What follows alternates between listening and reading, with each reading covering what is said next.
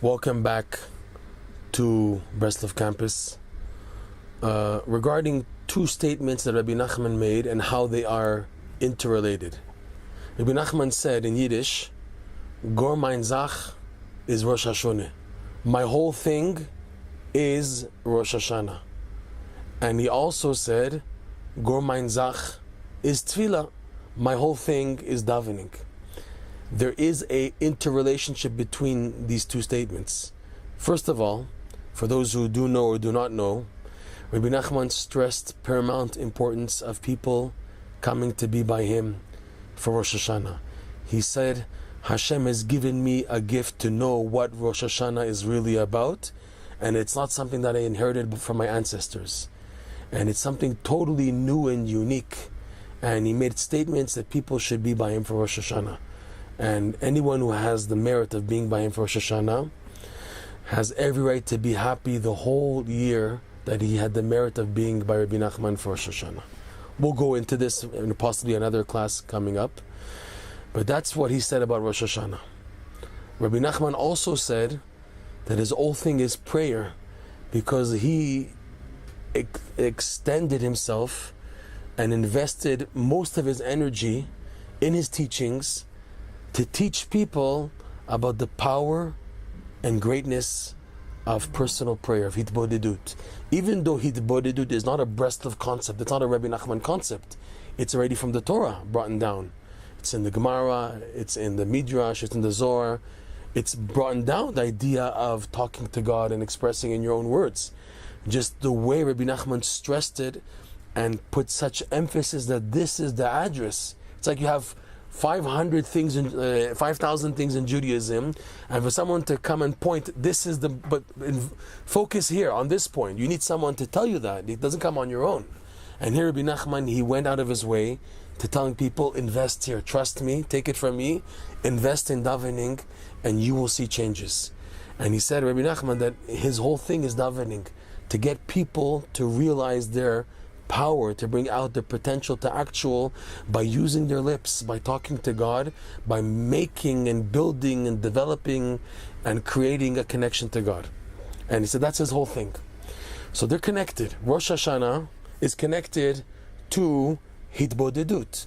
We can see that in the devotion and the makeup of Rosh Hashanah itself. Rosh Hashanah has 2 days. The first day in Kabbalah is called Din Akashya, and the second day is called the Din Rafia. We will explain. Din Akashya means that it's a harsh judgment. Everyone feels that. When you normally approach the first day of Rosh Hashanah, there is more of an awe feeling. There's a feeling of awe of the greatness of God, that this is the new year and we are coronating Hashem as King. Everyone feels on the first day of Rosh Hashanah, especially the beginning of the first night, there's like a fear in the air. There's like a tension of holiness in the air. So it's also called Din Akasha, meaning that it's hard, it's harsh, it's difficult, because there's a fear, so I can't openly express myself. If you notice, anyone who's tried doing Hitbodedut, that when beginning to do it, it's very difficult. It's not easy. It's like a person feels like he's talking to the wall. He doesn't know what to say, doesn't know what to do. It's not so easy doing Hitbodedut at the beginning. It takes a lot of getting acquired to it, accustomed to it, in order to be able to begin to open up your heart, really. So Hitbodedut is like that it's a very hard beginning. And Rebbe Nachman said, yet keep on going.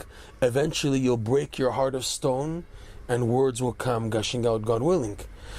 So this is the idea of the first day of Rosh being tough. The second day is more easy, more opening. Even the davening has a type of elation more in the second day than the first day. There's more of an up, especially by the Musaf prayer of the second day. There is a higher feeling because it's Dina Raka, it's light judgment. It's lighter, it's suppressed, you can express yourself more. This is the idea of the 2 days of Rosh Hashanah. Plus, take a look at the shofar blasts of Rosh Hashanah. We have what's called Tashrat, Tkiya, the first blast, do, the straight blast, and then you have Shvarim, do, and then you have Trua, do, right? And then you have the final Tkiya again. These Tashrat, believe it or not, hint to what a person does in davening. Rav Yitzchak Breiter, a Breslover who was killed in the Treblinka in the Holocaust, he wrote a book called A Day in the Life of a Breslover Chassid. If you take a look in that book, it's been translated, of course. In Hitbodedut, he lays out how ideal Hitbodedut should be. Now, Hitbodedut is your prayer. You decide how it goes out. But there are ways to maximize your prayer in order to convince Hashem to listen to you. It's one thing for you to get familiar to Hitbodedut. That's true. That's like initial talking to Hashem. But it's another thing to convince Hashem to listen to you and to accept and to fall into your request and to give in. So with that, you need to know how to have tactics how to talk to Hashem.